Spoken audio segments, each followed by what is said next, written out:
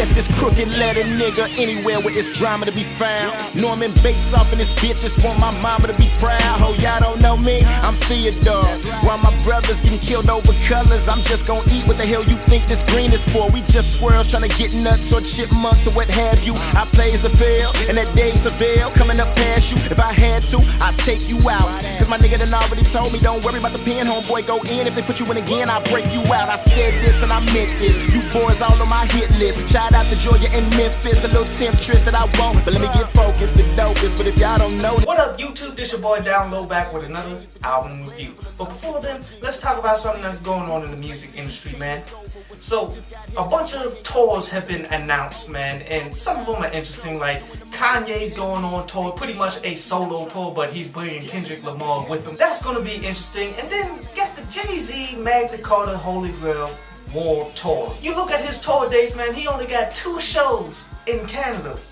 And the rest is in the United States, and it's the world tour. But you know, this shit really does interest me though, because I've always wanted to be a part of a big tour and shit, more to see how to piece that shit together. I'm like, you gotta get transportation, bigger names, they probably gotta get insurance, you gotta get promotion while you're there, and then you gotta get the venue, man. But I'm sure there's a lot more to it that we don't fucking see. But anyway, on to today's album review, and it's to that 2 Chainz. B.O.A.T.S. And you know, I came into this really not expecting much, and that's kind of the way you got to approach 2 Chainz albums. I didn't expect any good lyrics, I really didn't expect very many good songs. But since I came into it that way, man, I can honestly say it's not that damn bad. Like, there are some songs on there that definitely had a little bit of playback value, but then you realize that there's always something fucked up about it. Like that Used To would have been pretty damn high if 2 Chainz didn't straight up do Juvenile's High all over again on that motherfucker. Interesting fact about that track though,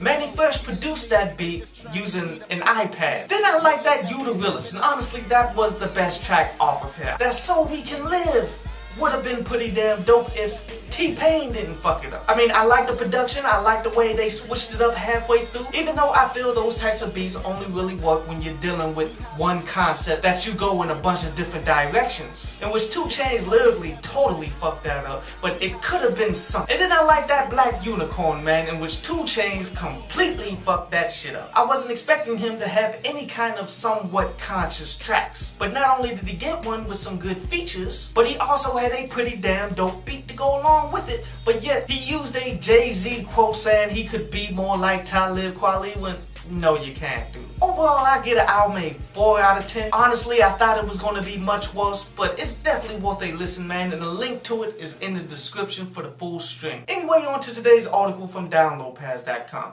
And today's article is about the dark days. Everyone thinks that getting into the rap game, you're going to see quick success and you're not going to have to deal with the fucked up days that's going to happen, when it's not true. The dark days are the majority of your chase into the damn music career. The days when you got nothing to hold on to.